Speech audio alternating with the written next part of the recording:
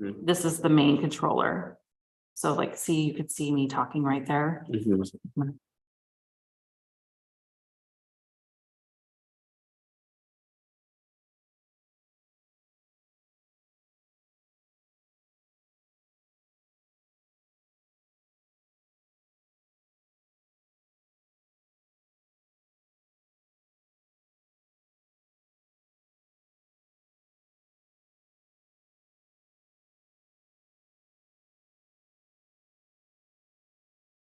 Here, see, I'm talking and it's doing its thing. Mhm. It's hearing me, Okay. but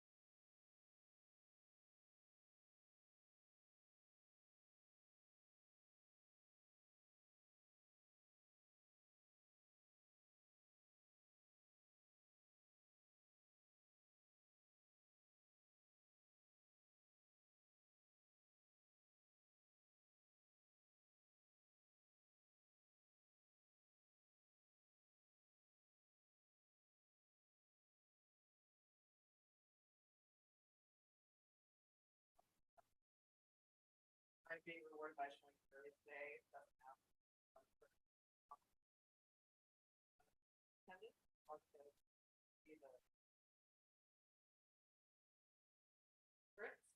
would like to call to order a public hearing for file number 2023-12, sign variance request for the historic Hotel Wacoma.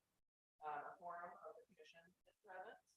I will now ask all commissioners to disclose any ex parte contacts, conflicts of interest, bias in the matter. Romero. Hi, Bonifacio Romero, and I have none of the above. I'm Zach Lytle. I have none. Thanks.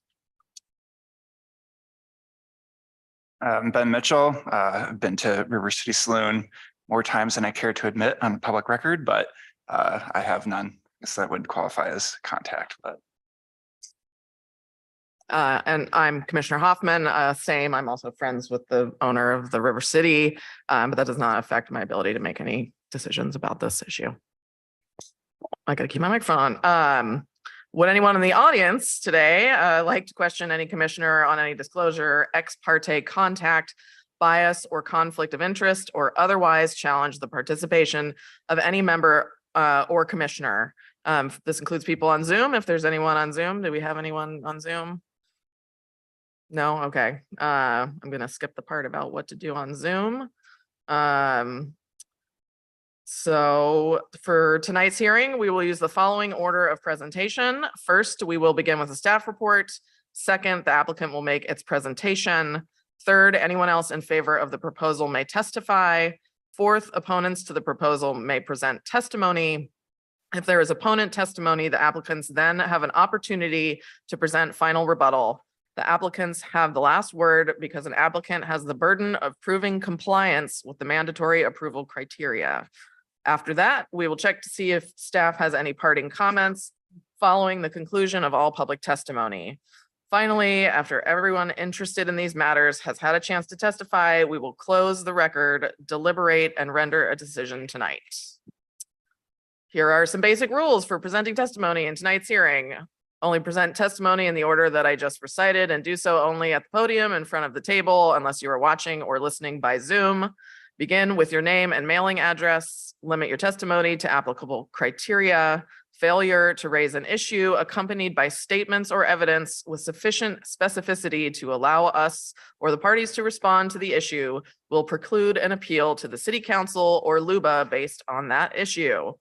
Finally, failure by the applicant to raise constitutional or other issues related to proposed conditions of approval with sufficient specificity to allow us to respond to the issue will preclude an action for damages in circuit court.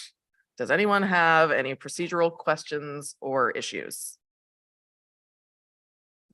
But there's no one on Zoom. Still, just let me know if anyone shows up on Zoom. So in the absence of any questions or issues, may we have the staff report, please?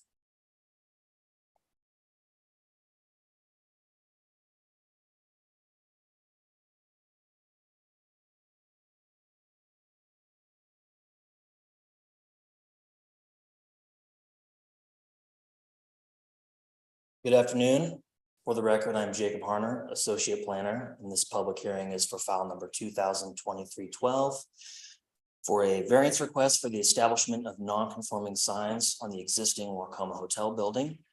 The applicant, Locke Litwer, representing Columbia Gorge Capital, requests a sign variance to allow for the installation of a roof-mounted marquee at the northeast corner of the building, as well as a painted wall sign on the southern elevation that exceeds 200 square feet. The property is located at 201 Cascade Avenue. The property is approximately 8,280 square feet. The existing four-story building was originally developed as the Oregon Hotel in 1909. And the Planning Commission is holding this public hearing to review only the request for the sign variance, subject to the procedures for a quasi-judicial action per HRMC 17.09.040. Property owners within 250 feet of the parcel were notified of the request, and prior to this hearing, staff has received no comments regarding sign variance request. Section 18.02.100 of the Hood River Municipal Code limits the number of signs, sign area, and sign placement on buildings. The applicant requests two specific variances from the code. One, the total area of signs on any one building face may not exceed more than 200 square feet. And two, no sign shall extend beyond the roof line or parapet wall, whatever is higher. According to HRMC 17.18.030, a variance may be granted if it meets all approval criteria listed in the code. The following findings and criteria are addressed in the applicant's materials as well as the staff report. Criteria number one, there are unique or unusual circumstances which apply to the site which do not typically apply to others elsewhere. Criteria two, the proposal's benefits will be greater than any negative impacts on the development of adjacent lawful uses and will further the purpose and intent of this title in the comprehensive plan of the city. Criteria three, the circumstances or conditions have not been willfully or purposely self-imposed. Criteria four, the variance requested is the minimum variance which would alleviate the hardship. The city's current sign regulations do not allow for a sign to extend above the roof line or for the total area of all signs on any one building face to exceed 200 square feet. The Wacoma Hotel is on the National Register of Historic Places, and the variance seeks to restore historic signage. The painted wall sign was originally located on the western elevation, but since there is now a building on the western elevation side, it is now proposed on the southern at approximately the same size. The rooftop sign is proposed to be placed in the same location as it was historically, and is also proposed to be approximately the same size. Based on historical evidence of the rooftop sign on the northeast corner of the building and the painted wall sign on the southern elevation, the Landmarks Board found that each was architecturally significant and moved that their findings be made part of the variance request to be considered by the Planning Commission. Based on the unique circumstances, evidence, and findings outlined within the staff report that demonstrate that this proposal recreates historic signage no larger than previously used and supports the redevelopment of a significant historic structure downtown to its original use, staff recommends approval to the signage variance. The Planning Commission makes findings of consistency with the four variance criteria. Staff recommends the variance is subject to the conditions as outlined in the staff report. After the applicant's presentation, we will be available for any questions. Thank you. Thank you. May we now hear from the applicant, please?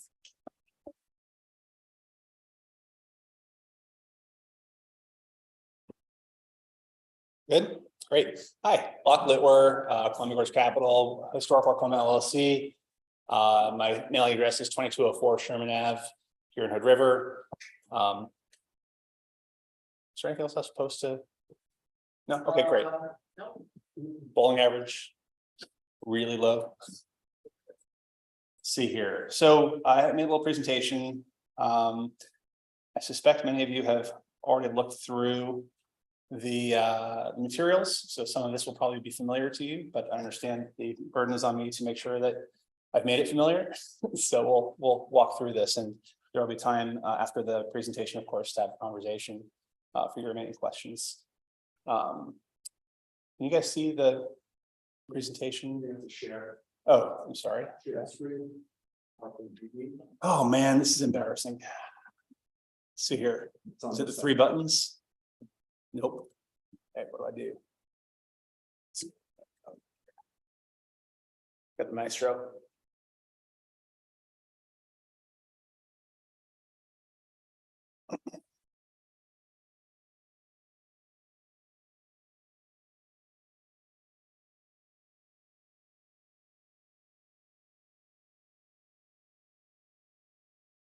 Ah, almost. Getting close. The cheat sheet is there. No, hold on, we gotta.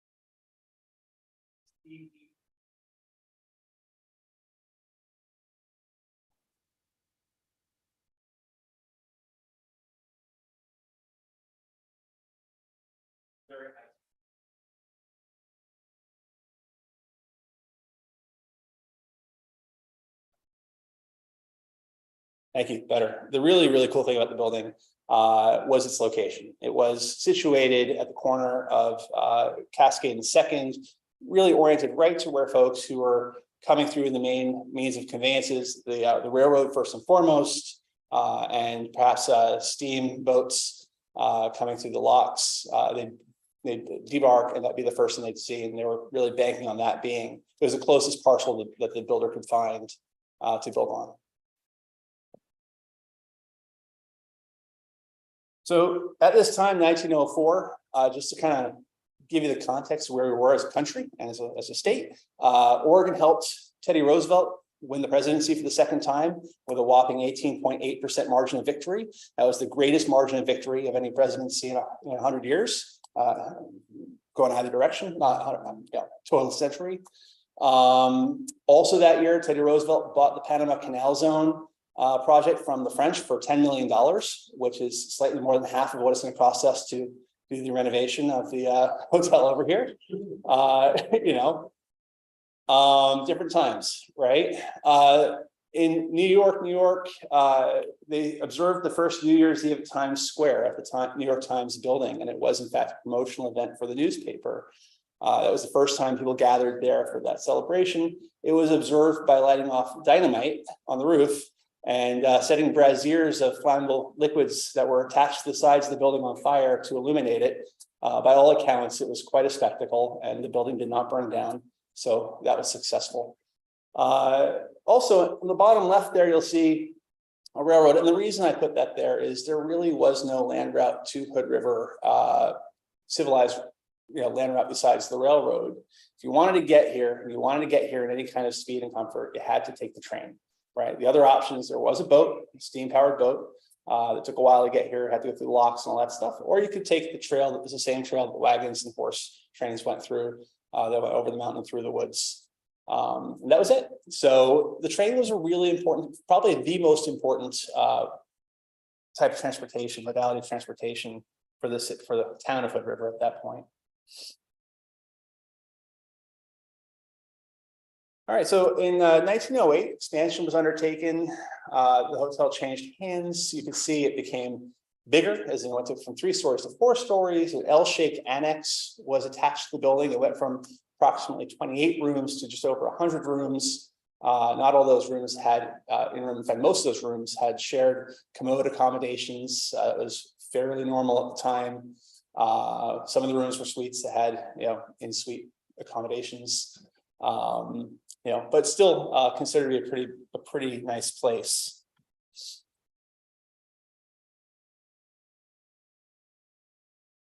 So there were a lot of changes in that first decade and a half in Hood River. From the 1900 to 1915 timeframe, we saw a transition from horse-drawn carriages being local conveyance and dirt roads, dirt paths. This is right in front of the Waukoma there. You can see the horse-drawn carriage and some of the early little motorized conveyances, going through the mud there, and it had to be mighty inconvenient when it rained.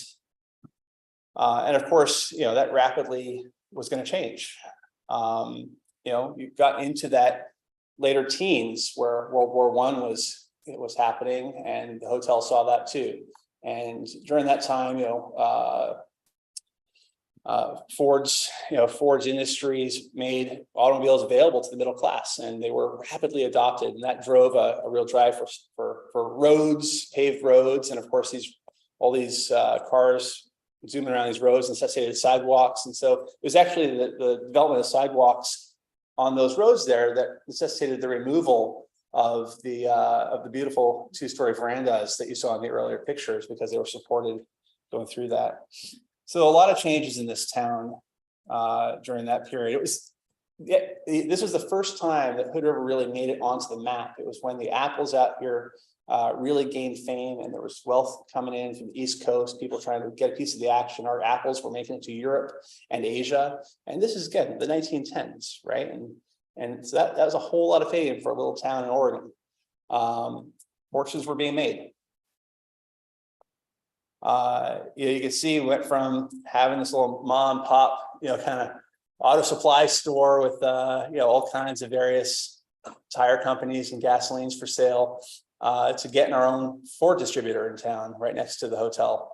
In fact, that building's still there. That's where the Columbia Center for the Arts is today.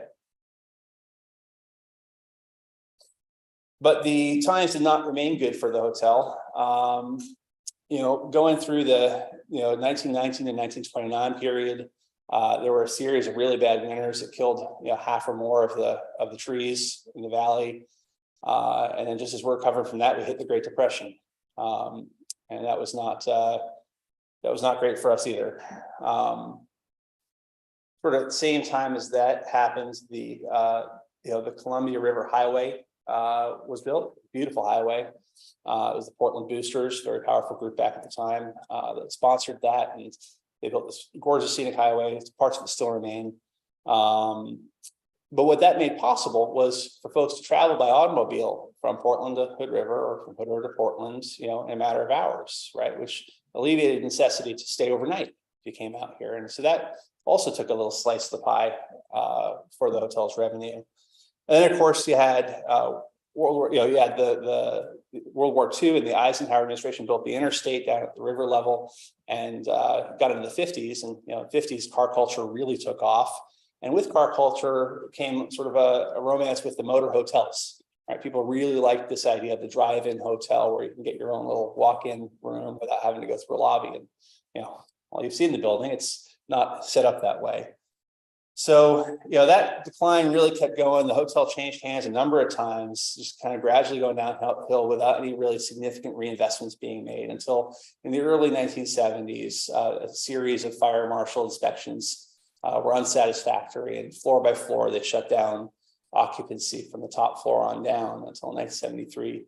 All top three floors were closed to use, and so all that remained was a lounge and a little commercial space in the ground floor, and it was really a nadir for the building, and not a great time for Hood River generally, I think, economically, but it was tough. And so it's important to bear that in mind, that those top three stories were, we're talking about half a century they've been disused, and so there's a lot of history there, but there was a lot of history before that. And that's what we're trying to get back to. We're trying to revitalize, that corner and that building as part of Hood River.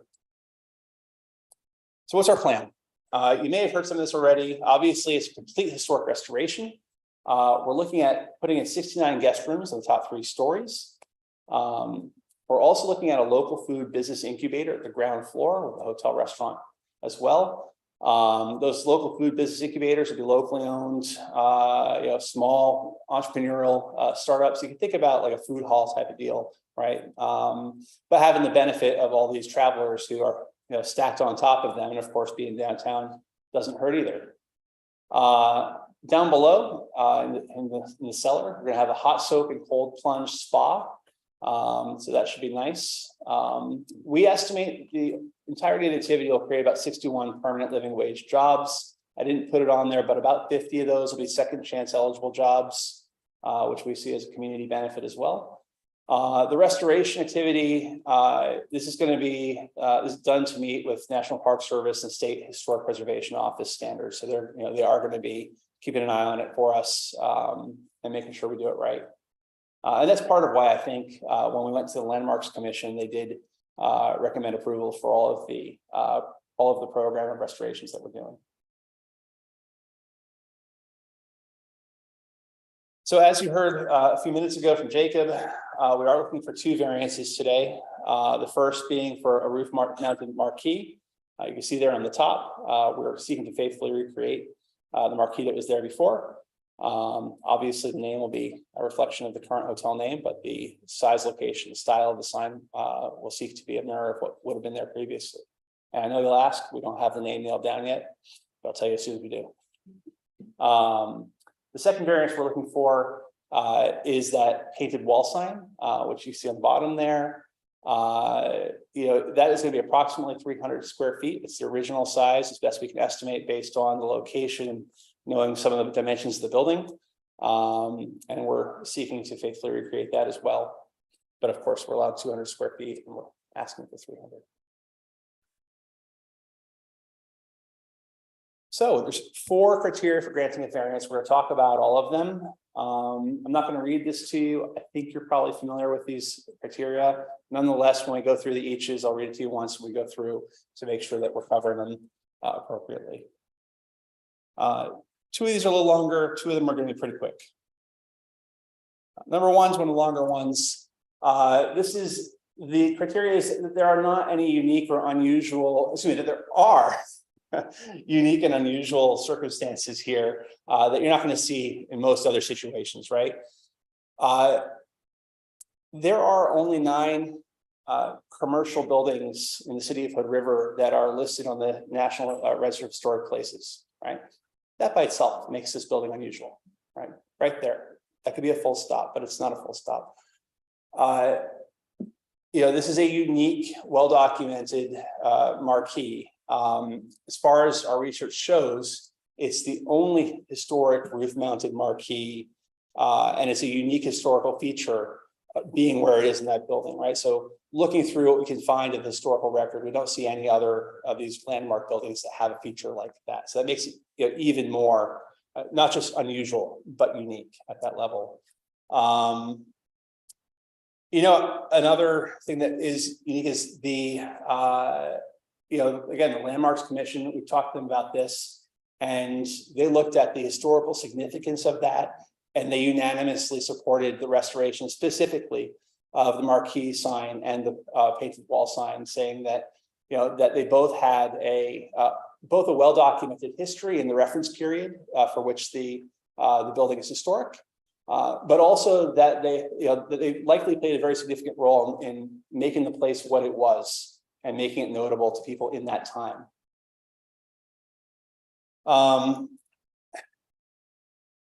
This is also, one of the things to take note. This is it's kind of a cool thing in that, we're seeking to restore, these original historic signs, in their original state, while we restore this building, which was a hotel, to its original use, right? And I don't think that's a story which we're going to see anywhere else in the city, probably ever again. So I think it probably meets this first criteria. Obviously, your judgments, but I wanted to speak to those points. So we've talked about 1. Let's talk about 2. This one's a little bit long. We're going to break it down to a few parts.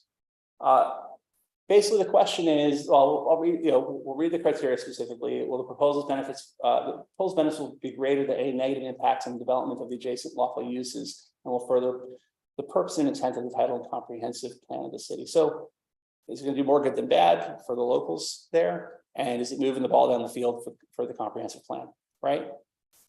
I think looking at the sign code, right, in order to understand, what is the purpose of the sign code there? It says very clearly the purpose of this title is to provide for the implementation of the comprehensive plan, right? So the code doesn't exist to serve itself. It exists in order to move the goals of the comprehensive plan forward. And it's not meant to be an exhaustive list of all the ways that can happen. It's meant to be a list of common niches that provide for the ability to make it easy for, for city staff to have a replicable, transparent process that yields pretty consistent outcomes for folks in the pursuit of the comprehensive plan's goals. there are we talked about the fact there are two aspects of what we're trying to do that don't comply. It's important to note that, of course, when these signs were built, nobody could have thought of this, contemporaneous sign code that they would have been in violation of eventually, right? So you have to assume that if you're going to make historic restoration a goal, that you're going to have to make some allowances for these kinds of things under the law. They're going to have to get some additional consideration. And so that's what we're here to talk about. So there's two questions we ask: does this meet that standard? The first is preservation of historical architectural features an articulated goal and a specified policy of the comprehensive plan of the city of Hood River? And the second is, if so, how does that relate to, how do those goals and policies relate to the provisions within the sign code? And those two things we'll talk about next.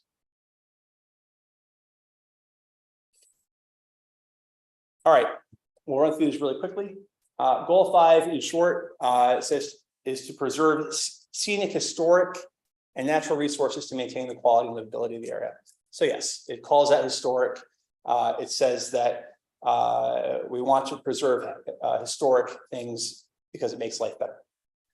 It goes on to specify in policy 2, the city will pursue a program of identifying and preserving historic resources to promote historical awareness and tourism attraction.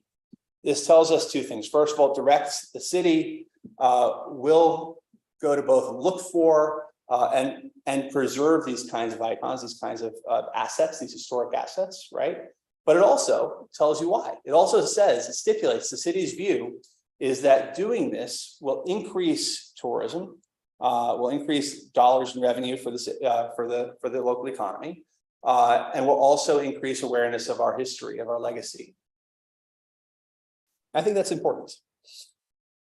Let's see here. Policy 3, buildings on the National Register of Historic Places will be preserved to maintain their original character. So once again, saying, hey, let's try and keep this as faithful as possible to what our history is.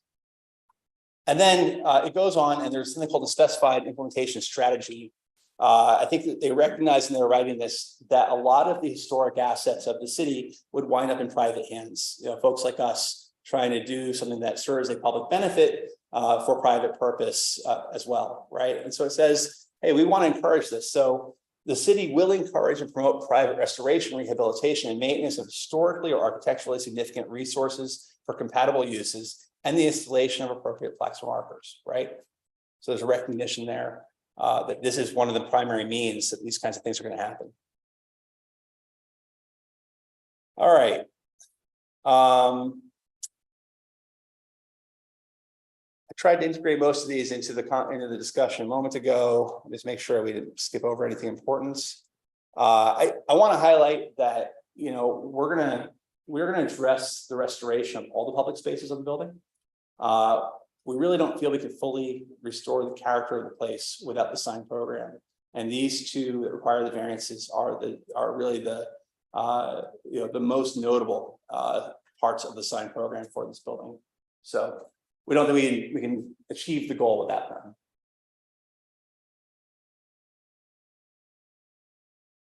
I'm not going to read you all this text. I'm sure you've read it before. All right, question 2. Are such goals and policies reflected by provisions within the sign code? So again, we talked about what's the purpose of the sign code to support the comprehensive plan, right? We think we've said that the proposal is aligned. We think we've shown the proposal is aligned with the goals, the policies, and the specified implementation strategies. We hope we've done that. We think it's important to note that the intent of the sign code is illustrated through the incorporation of Municipal Code 1802-130, which refers to existing non-conforming exceptional signs, right? So somebody had the presence of mind to say, there are going to be some signs that exist in Hood River that have an exceptional value due to their historic asset value, right? But they will no longer be compliant with the current ordinance, contemporaneous ordinance, right? We have to make an allowance for that. And so that exists in there. And what, unfortunately, nobody did is think, but what if there's the opportunity to restore a sign that does not exist anymore? So that was not incorporated in there. That's why we're here having this process instead of that process, because this is a full restoration from goose egg to 100 versus from something greater than goose egg. So, however, there is a catch-all in there, right? And that's the variance clause of the sign ordinance. You know, basically, it says, look, if there's any part of this sign code that does not move the ball forward or prevents us from moving the ball forward for the comprehensive plan, right? That's not the goal. And so unless a sign that would do that is also on the prohibited signs list, right? Use the variance. There's a, go through the variance process. It explicitly says that in the sign ordinance that's the plan. So I just want to draw your attention to that, it was contemplated, maybe the specific situation wasn't contemplated, but the notion that they may not have thought of all the potential things you'd have to consider was. We're almost there, folks. This is the long one. We're getting into the rest of it here. All right, final thoughts on that. The first part of that criteria, there was a balance question, right? There was the question, does the benefit outweigh the potential harm to adjacent lawful uses, right? So we really sat down and thought about how might what we're doing impact our neighbors, because we don't want to be bad neighbors, right? And we also want to be able to credibly say to you folks that we think we've addressed this. So the marquee at the top there is facing really kind of northeast, and it's worth noting that there really aren't any domiciles until you hit Bingen in that direction, right? However, we don't want there to be any question that our sign might be lighting up somebody's bedroom at 1 a.m. And really we thought that we're not here to talk about lighting, but lighting really is the only way we can come up with that marquee might be problematic. And so we had a conversation with Dustin, with Jacob, and said, hey, at the end of the day, we decided we're going to make all the exterior lights controllable as far as the brightness level. And so if there's ever an issue, we can find out about it and tune that accordingly. So we think we dealt with that and mitigated that potential risk. On the bottom, we said, okay, a painted wall sign is not going to light up anybody's bedroom, but what might it do? Well, if it's somehow inappropriate to the context, I can see how it might be it might cause somebody some angst. So what's this going to look like? So we took this screenshot from Google Maps. I did not get their license, so please don't report me. And I just dropped a snip of approximately what the sign's going to look like on top of our building there. And one of the first things that jumps out as you look at it from there is, gosh, it's not the only painted wall sign in that viewscape. There's a couple. In fact, it kind of creates a historic painted wall sign corridor in this historic downtown business district. So we actually think that there's probably very little cause for harm there. But we did think about it. All right, so that was 2. The next 2 are, I think, relatively short and sweet. Did we do this to ourselves? No, we did not. I wasn't even alive when these things happened. So that's about what I have for you. I'm happy to answer any other questions. We didn't cause the problems. We didn't cause the conditions of the signs originally to be roof mounted or the size they were, and we certainly didn't cause them to be removed from the building.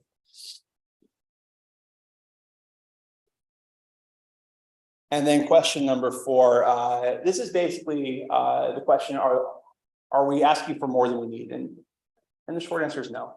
We're simply trying to faithfully recreate these incredibly unique historic assets, these architectural features of the building, and as close as we can to the original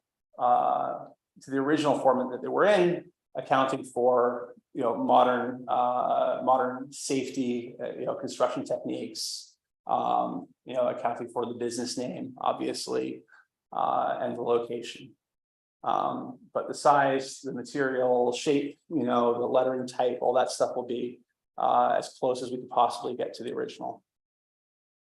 And that's all we're asking for. So that is my presentation. I appreciate you staying awake for it. And if you have any questions, I'd be happy to talk with you about them. Thank you very much for your very thorough presentation. Do we have anybody else that would like to testify? Has anyone appeared on Zoom? No, we have no one on Zoom and no one in the audience is not involved with the applicant. Okay.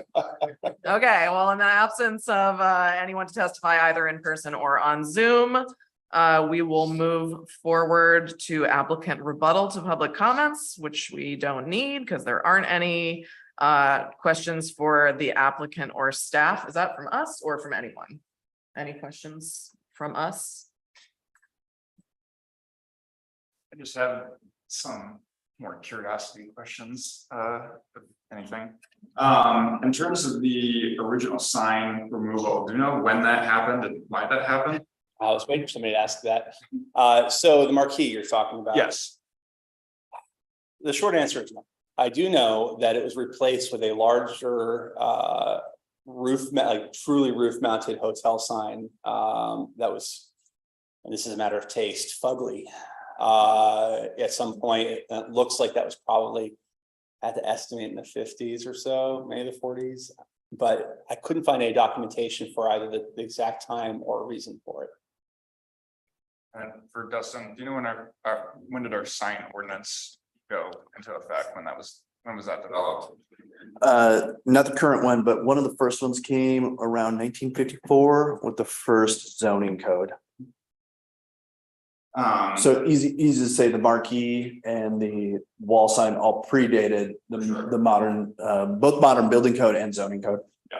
Or prehistoric building code and zoning code. You made a reference to, fire marshal, like shutting things down gradually, throughout the, Early 70s. yeah. Do you know what the issue was with that and how that's being rectified? I don't know the full extent of it, but I'm quite confident that part of it was a lack of any fire suppression. And that is being remedied by the installation of fire suppression. There may have been more than that to it. I couldn't speak to that. Yeah, I always heard like a number of things about rumors about why. There may be a ghost in there somewhere. Yeah. There was also structural deficiencies within the building, which actually when shut down in 73, it wasn't taken care of until around 2000. Bob Carnahan, when we bought the building, but he's the one who came in and installed fire sprinklers and a bunch of the structural upgrades to the building. Sorry, just a point of order. If anybody's. Yeah, you want to step up to the microphone, just because we're on TV. Oh, yeah, you're live. I mean, on YouTube. You can't pick you up unless you're in mic. Sure, Carrington Bars, 4252 Linnaeus Street, Hood River. Yeah, to answer that question, I did do a little research on some of the structural upgrades. And so, yeah, 1973 was shut down for both fire life safety and structural deficiencies. I didn't read the report of exactly what those were, but Bob Carnahan, who bought the building in right around 2000, he's the one that did all those upgrades. I've had extensive conversations with him about that. He did do the structural upgrades required to get the first floor reinstated and put fire sprinklers in both the basement and first floor, but only put a fire standpipe up through the rest of the building. And it was vacant. It was gutted to the studs at that time, and it has been since then. So yeah, we've gone through and cleaning it up, and actually we have the fire sprinkler sub coming out tomorrow to decommission that system as we tear it out to make way for the new. So it's in the works. Thank you. In terms of all of those amenities that were listed, like the cold plunge, like the food incubator space, the rooftop bar and stuff like that, is that open to the general public, or is that something that's just for hotel guests in terms of the benefit to the community? No, that's a great question. So the food program will be open certainly for the public, all of it. The spa stuff in the basement, we're still trying to figure out. I know that one of the we did some extensive research with other boutique hotels, and obviously there's a program similar across the river. And we know they had some issues where they've kind of gone back and forth, where they had it be open to the public, but then guests weren't able to get in And so there's, they have had a hybrid situation going where they had like reservations that were available for the public. And the short answer is, we've got to split the baby a little bit on that. We don't know exactly how we're going to do it yet. But our goal is to make as much of the amenities available to the public as possible while not pissing off our guests. Eric. And then last question, and one of the things people care about, definitely comes up throughout things, and it's not germane to the sign thing, but people are curious in general. Parking, obviously. Yep. Parking's tight, at least on the street there. What is the parking situation for the hotel? Well, I'd love to tell you we're going to do a 10-story underground. That's not going to happen. So we have a couple of things. First of all, we do have relationships with some lot owners in the area. And we will have a program for guests to self-park and or valet at those lots. My expectation is, just from living here and knowing that downtown gets pretty empty in the evening, that a lot of folks are going to opt to self-park on the street and then just get up and go do most people don't come here to hang out at the hotel. Most people come here to do things, and most of those things are they're going to be driving to because they have gear or because it's up valley or it's this way or that way, right? And so I think there's going to be a good number of people who who make good operationally efficient use of the parking that we have on the streets already by using it when it's empty at night and then vacating the area during the day because they're going to do better things and hang out in their room. But for those folks who'd like to have their car sorted out for them, we definitely have arrangements, valet and self-park. But yeah, in terms of the sign part, it's pretty cut and dry, self-explanatory to me, especially with the Landmarks Review Board is unanimous on it. It's definitely very established historic use here and returning it to that use. So I'm good on that end. And I'm happy to answer any other, curiosity questions that folks have on, I know, I follow Facebook. I can't answer all the questions, but I know that there are all kinds of, questions out there. So now, later, whatever you want.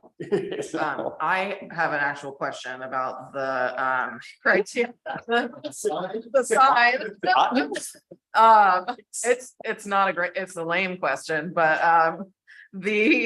about the municipal code 17.18.040 about the time limit. I just wanted some clarification about what that means.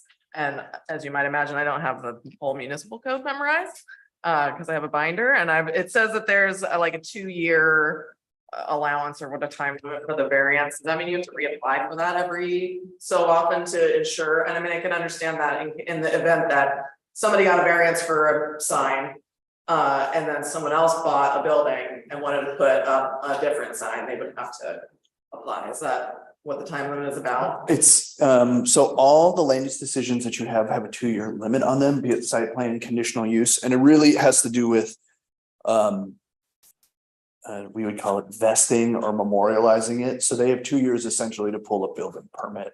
So if they don't act on the variance within a 2-year time, it will sunset. Once you vest, we would call it vest by way of investing in it.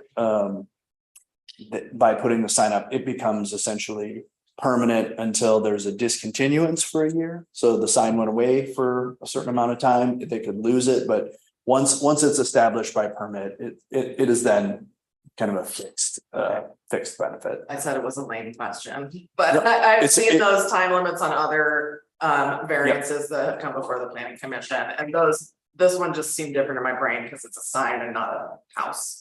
Right, same, but the same time frame. They have 2 years to act on this. Okay. Any other questions? And then we'll just deliberate. No more questions. Okay, so we're gonna go ahead and close the hearing, the public portion of the hearing right now. Thank you again for your presentation. Thank you and for answering all these questions, which are great. I know that, that particular building has been of interest to everyone in Hood River and near Hood River. So it's good to have some other information as well. Yeah, I wasn't sure if there's anything else coming down the pipe that might come up with this. So I just figured I'd Yeah. Yes. Just for your benefit, the Landmarks Review Board has rendered its approval. The staff followed up with the land use application for the land use itself, which is a site plan approval. It's commercial use within a commercial zone, reverting it back to its previous use. So that has already been noticed and approved, and the appeal period has closed on that as well. This is the last piece of their call it the entitlement package that required the public hearing, which is you are here just for the sign variance itself. Okay. So deliberation. Does anybody have anything in particular that they'd like to say? I know you said, Already sounds said like too you, much. Commissioner Mitchell has said what he needed to say. Anyone else? Okay. I feel like your presentation touched on pretty much all of the exact same points that the staff made in the report that I read. It tracked with their findings, in my opinion. And I agreed with the very short list of conditions of approval as well. So Dustin, this is probably the point, if there's no further deliberation amongst the quorum of commissioners, where I need you to hold my hand while we make a motion. I think I could just wing it. Oh, yes, that's right. I could ask one of the members to create a motion to accept the to grant the variance. Where is it? Let me find it here. To grant the variance for the signage for the establishment of non-conforming signs. I'm making the motion. Someone else has to do it. Yes, anyone. A motion to approve the conditions. Yeah, okay, a motion to approve the conditions or deny the variance request. I'll make a motion to approve there we go. The conditions for the variance request for application file number 2023-12. Do we have a second? I'll second. Okay, shall we vote on the motion? I vote yes. I approve. Yes. Okay, I vote aye. Aye. Okay, motion passes. Thank you.